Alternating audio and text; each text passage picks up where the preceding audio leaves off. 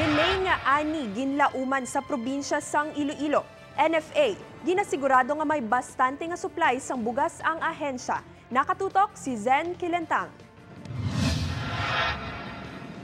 Bulan sang Setyembre nagasugod ang tig-alani o kun harvest season. Apang ang iban, nagasugod pa lang sa pagtanom sang binhi.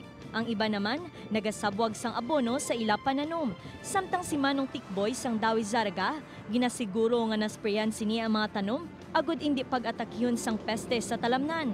Kaya tama sapat-sapat ka kulod mo. Kaya mo rin sige, sprayan naman kay balan mo kundi makanan masulod ni punggos. Samtang si Manong Eli sa Barangay Dongsol, Putotan, katapusan pa sang bulan ini makaani sang humay, bangod na ulihi ini sa pagtanom tungod sang panahom kag problema sa tubig. Sang tubig, wala tubig irigasyon, magkuhan lang.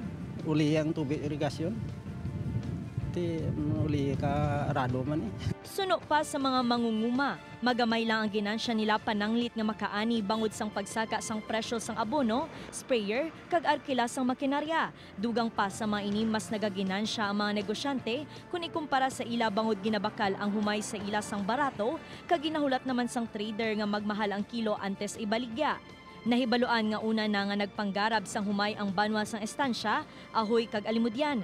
Suno sa National Food Authority, may iba nga kabanwahanan ang na-delay sa pag-ani. Apang paathag sini, ang delay nga ani sa palaabuton nga mga binulan, hindi makaapekto sa produksyon sang bugas.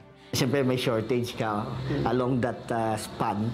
So may tendency na mag-increase yung presyo ng bigas. But of course, na-realize na yung harvest ngayon, nandyan na. Just like what the DA's target. So wala tayong problema when it comes to supply of rice within the Iloilo province. Lauman naman nga may mag-aabot nga imported rice halin sa Thailand sa diin magadugang pa sa supply sang bugas sa probinsya. Ako si Zen Kilentang para sa One Western Visayas.